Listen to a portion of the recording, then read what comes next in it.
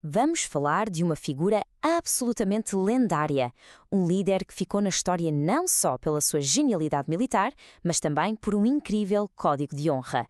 O seu nome é Saladino, o sultão que conseguiu unir um império e, mais impressionante ainda, ganhar o respeito dos seus maiores inimigos.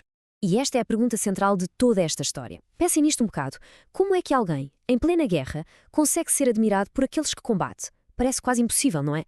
Pois bem, é precisamente isso que vamos tentar perceber. O nosso percurso vai ser este. Vamos começar por ver como é que ele subiu ao poder, depois como é que criou um exército formidável, vamos analisar a sua maior conquista, o seu duelo com um rei igualmente lendário, e no fim, olhar para o legado que deixou. Ok, vamos ao início de tudo. Quem era, afinal, este Saladino? Bom, ele nasceu numa família curda e a sua educação foi bastante completa. Não se focou apenas em táticas de guerra. Pelo contrário, estudou teologia e literatura de forma aprofundada. E foi esta mistura que o moldou no líder que viria a ser. E a sua ascensão ao poder foi meteórica. Quando era um jovem oficial no Egito, ele não se limitava a lutar. Era, acima de tudo, um observador muito atento. Aprendeu com as fraquezas e os erros dos outros e, quando a oportunidade apareceu, não hesitou. Assumiu o controlo e foi essa combinação de paciência e audácia que lhe permitiu fundar a sua própria dinastia, a Aiúbida. Saladino percebeu uma coisa fundamental. A maior fraqueza dos vários territórios muçulmanos da região era a desunião. E a partir desse momento, a sua grande missão de vida passou a ser uma só, a unificação. E olhem bem para a escala da sua ambição. Ele não queria juntar apenas uma cidade ou duas. O seu plano era criar uma frente unida que ia da Mesopotâmia até ao norte da África. E dedicou anos a isso, usando tanto a diplomacia como batalhas para juntar cidades-chave como Damasco e Alepo. O objetivo era criar um império forte e coeso. Claro que para defender este império era preciso um exército de elite, e uma das suas grandes vantagens era tecnológica, o arco composto. Pensem nisto como uma tecnologia militar de ponta da Idade Média. Era feito de várias camadas de materiais diferentes, o que lhe dava uma potência e um alcance inacreditáveis. Nas mãos dos seus arqueiros a cavalo, era uma arma absolutamente letal. Mas a tecnologia não era tudo. A verdadeira força do exército de Saladino vinha de uma combinação de táticas inteligentes e uma organização impecável. Usavam arqueiros montados rapidíssimos e cavalos árabes super resistentes. Eram mestres em táticas como a retirada fingida, em que fingiam fugir para atrair o inimigo para uma armadilha. E a logística, impecável. Tinham sempre caravanas de abastecimento a postos e chegaram a ter 2 cavalos por soldado para as campanhas mais longas. Com este exército unido e tão bem preparado, Saladino virou finalmente a sua atenção para o objetivo mais importante de todos, o grande prémio da região, a cidade de Jerusalém. Mas antes de Jerusalém, houve a Batalha de Ratim. E isto foi uma verdadeira obra-prima de estratégia. Em vez de atacar de frente, Saladino usou o próprio terreno contra o inimigo.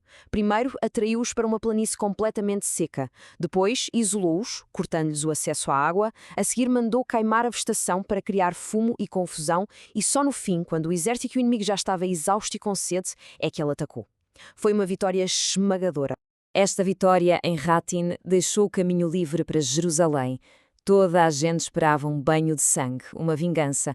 Mas Saladino, mais uma vez, tinha outros planos em mente.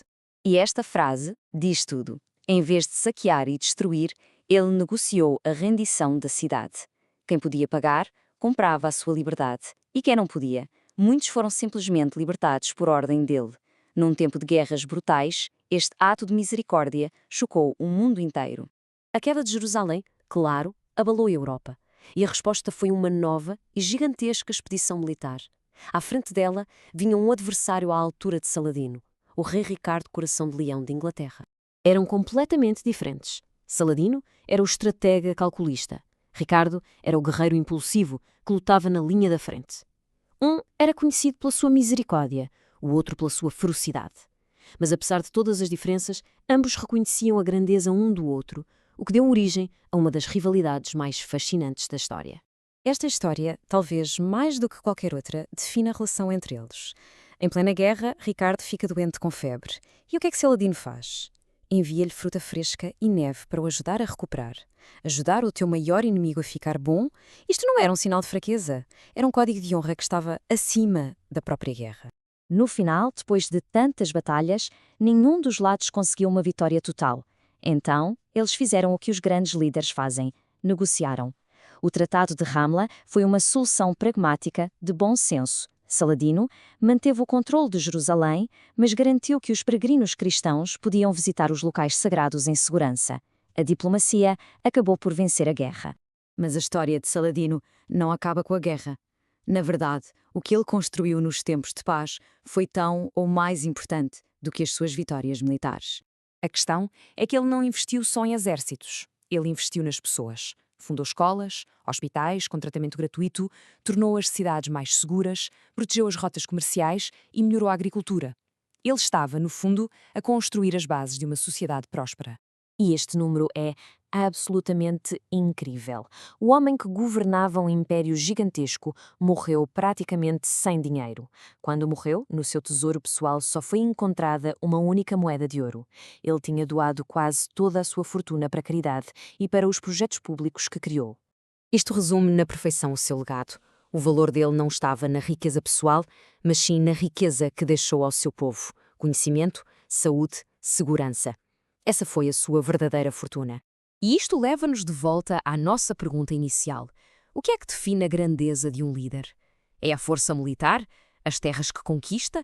Ou será a capacidade de construir algo que dura, de mostrar compaixão e de ganhar o respeito não só dos aliados, mas também dos inimigos?